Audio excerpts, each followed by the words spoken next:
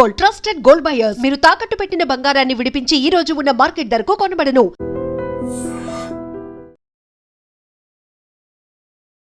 పాపం రోజు ఆటో నడుపుకుంటే గాని జీవనం సాగదు. కూరగాయలు అమ్ముకుంటూ వాళ్ళ జీవనం సాగిస్తూ ఉంటారు. కంప్లీట్లీ ముగ్గురు కొడుకులు, చాలా చిన్న ఫ్యామిలీ, కష్టపడుతూ వాళ్ళ జీవితాన్ని ముందుకు నెడుతున్నటువంటి టైంలో అనుకోనటువంటి సంఘటనలో తండ్రి అట్లాగే కొడుకు చనిపోయినటువంటి పరిస్థితి.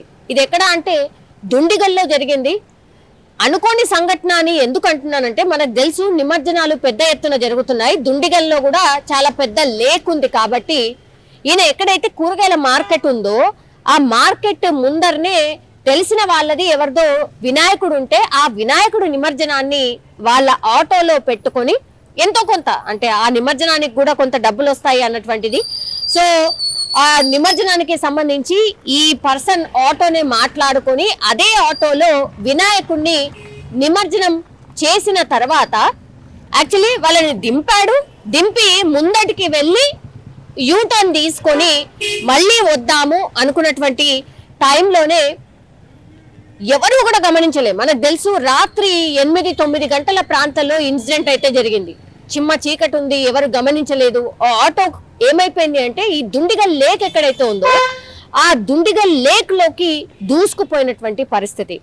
ఎవరు కూడా గమనించలే. అంటే వాళ్ళు ఈ ఎక్కడైతే నిమజ్జనానికి సంబంధించిన ఏర్పాట్లు ఎక్కడైతే ఉంటాయో అది కూతవేటి దూరంలో ఒక 100-150 మీటర్స్ దూరంలో ఉంది. అక్కడ దింపిండు. వీళ్ళందరినీ దింపి కొడుకు తండ్రి ఇద్దరు కూడా ఆటోని యూటర్న్ చేసుకొని వద్దాము అని అనుకున్నారు. అది చాలా కంజెస్టెడ్ ఏరియా అనేటువంటిది ప్రత్యక్ష సాక్షులు చెప్తున్నారు. కంజెస్టెడ్ ఏరియాలో ఆ యూటర్న్ చేస్తున్నటువంటి టైంలోనే అదుపు తప్పి ఆటో ఒక్కసారిగా ఆ దుండిగల్ లేక్ లోనికే దూసుకుపోయింది. అండ్ వర్షాలు పెద్ద ఎత్తున పడుతున్నాయి మనకు తెలుసు. దీంతో దుండిగల్ లేక్ కూడా చాలా ఫుల్ ఉంది. దాదాపుగా ఇది రాత్రి 9 గంటల ప్రాంతంలో జరిగినటువంటి ఇన్సిడెంట్. 20-30 మీటర్ల వరకు కూడా ఈ ఆటో లోపలికి వెళ్ళిపోయింది. ఎవరు కూడా గమనించలేదు. అసలు ఆటో పైకి కూడా కనిపించలే ఆ వాటర్లో. అంటే అక్కడ అందరూ ఉన్నారు, హ్యాపెనింగ్ జరుగుతోంది, అయినా సరే ఈ ఆటోని ఎవరు కూడా గమనించకపోవడం. తండ్రి కొడుకు ఇద్దరు కూడా ఈ ఆటోలోనే ఇరుక్కుపోయి బయటకు రాలేక ఊపిరాడక నీళ్లు మింగి చనిపోయినటువంటి పరిస్థితి. అండ్ ఇప్పుడు డిఆర్ఎఫ్ టీమ్ కి ఇన్ఫర్మేషన్ రావడం, మిస్సింగ్ కేసు నమోదైంది. మిస్సింగ్ కేసు నమోదవడంతో ఈయన ఎక్కడికి వెళ్ళాడు ఏంటి అని ఫ్యామిలీని ఎంక్వైరీ చేసినప్పుడు ఇలా ఈ దుండిగల్ లేక్ దగ్గర ఈ నిమజ్జనాని కోసమని ఈ ఆటోలోనే వెళ్లారు. మరి అక్కడి నుంచి మళ్ళీ తిరిగి రాలేదు, ఏమైంది ఏంటి అన్నప్పుడు పోలీసులు అట్లాగే డిఆర్ఎఫ్ టీం అక్కడికి చేరుకొని సర్చ్ ఆపరేషన్ స్టార్ట్ చేశారు. అక్కడ క్లూ ఏం దొరికింది అంటే, ఈ ఆటో ఎక్కడైతే టర్న్ తీసుకుందో, ఎక్కడైతే ఈ ఇన్సిడెంట్ జరిగిందో, అంటే ఆటో టర్న్ తీసుకునేటువంటి టైంలో ఒక పెద్ద రాయికి తాకి ఆ తర్వాత ఆ లేక్ లోకి వెళ్ళిపోయింది. ఆ లేక్ కూడా కట్ట లాంటిది ఏమీ లేదు, సరి సమానంగా ఉంది. అంటే రోడ్డుకి అట్లాగే ఆ వాటర్ కి సరి సమానంగా ఉంది. అదే ఇప్పుడు వాళ్ళ పాలిట ఏమనుకోవచ్చు, మృత్యుగా మారింది అనుకోవచ్చు. సో ఆటో ఎక్కడ స్టక్ కాకుండా ఆ రాయికి ఒక్కసారిగా ఢీ కొట్టి వెంటనే ఆ దుండిగల్ లేక్ లోకి దూసుకు వెళ్ళడం, తర్వాత తండ్రి కొడుకులు చనిపోవడం అయితే జరిగింది. ఎందుకంటే ఎవరు కూడా గమనించలేదు కాబట్టి మిస్సింగ్ కేసు నమోదై వాళ్ళ ఫ్యామిలీ వచ్చి చెప్తే గానీ తెలియలేదు. దీంతో డిఆర్ఎఫ్ టీం వచ్చి రంగంలోకి దిగి సర్చ్ ఆపరేషన్ స్టార్ట్ చేసినప్పుడు, వీళ్ళ బోట్లు వేసుకుని సర్చ్ చేసినప్పుడు 20 మీటర్ల లోతులో ఈ ఆటోను కనుగొన్నారు. ఆ ఆటోను తీసుకొని బయటికి తీసుకొచ్చే టైంలో కూడా పాపం ఈ అబ్బాయి ఎవరైతే ఉన్నారో అబ్బాయి పేరు వచ్చేసి శ్రీను, ఆ తండ్రి పేరు వచ్చేసి జాను.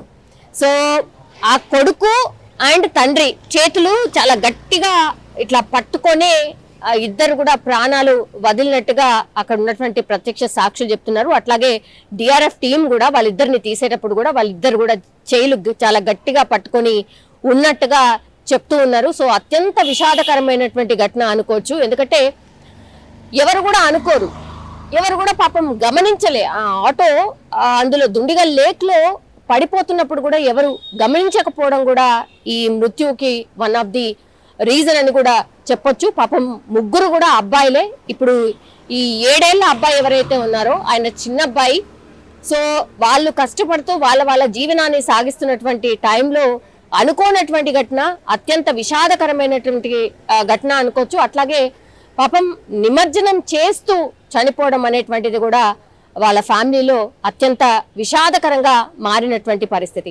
ఇంకోటి ఏంటంటే ప్లీజ్ కొంత జాగ్రత్తగా ఉండండి. ఎందుకంటే ఈ మధ్య కాలంలో ఈ కరెంటు వైర్స్ తగిలి చనిపోవడం కావచ్చు, లేదంటే ఇగో ఇట్లా లేట్ల దగ్గర వెళ్ళేటప్పుడు చాలా జాగ్రత్తగా ఉండాల్సిందే. ఇట్లా చాలా వాటికి కూడా కట్టలు ఉండవు. చిన్నపిల్లలు కూడా చాలా ఉత్సాహంతో ఈ వినాయకుడి నిమజ్జనాన్ని చూడడానికి పెద్ద ఎత్తున వస్తూ ఉంటారు. మనము మన వాళ్ళని చూసుకోకుండా ఇట్లా కొంత అజాగ్రత్తగా ఉన్నా, లేకపోతే ఇప్పుడు ఈ అనుకున్నటువంటి సంఘటన, ఇప్పుడు కరకట్ట ఏమీ లేదు, డైరెక్ట్ గా అందులోకి దూసుకుపోయింది. సో ఇప్పటికైనా ఆఫీసర్స్ మరి అక్కడ ఆ ఇష్యూ ఉంది కాబట్టి వెంటనే ఏదైనా బ్యారికేడ్ లాగా ఏదైనా ఏర్పాటు చేయడమో ఏదో చేయాలి. ఎందుకంటే రాత్రిపూట ఏమీ కనబడదు, అండ్ అక్కడ లైటింగ్ వ్యవస్థ కూడా ప్రాపర్ గా లేదు అనేటువంటిది కూడా ప్రత్యక్ష సాక్షులు చెప్తున్నారు. కాబట్టి ఇప్పటికైనా ఈ ఇన్సిడెంట్ జరిగిన తర్వాత అయినా, ఇంకా కూడా నిమజ్జనాలు అయిపోలేదు కాబట్టి ఈ ఇష్యూని కొంత సీరియస్ గా టేకప్ చేసి అక్కడ లైటింగ్ అరేంజ్మెంట్ కావచ్చు, లేకపోతే పోలీసులను ఎవరినైనా పెట్టడం కావచ్చు, నిగరానీ లేకుండా మాత్రం ఇట్లా నిమజ్జనాలు చేయకూడదు అని చెప్పేటటువంటి ఇన్సిడెంట్ అని కూడా దీన్ని అనుకోవచ్చు. నిజంగా ప్రస్తుతం ఉన్నటువంటి సమాజం దేనికి ప్రయారిటీ ఇస్తుంది?